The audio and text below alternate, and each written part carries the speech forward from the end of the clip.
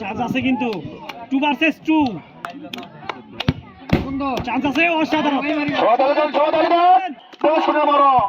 ইস miss দা chance কি করছে রে তিনটি বল দুইটি বিরাট ইস উপর থেকে গেছে দেখে শুনে মামা ঘুরে মারতে হবে লাস্ট চান্স নট বল ইস রে মিস সাইদ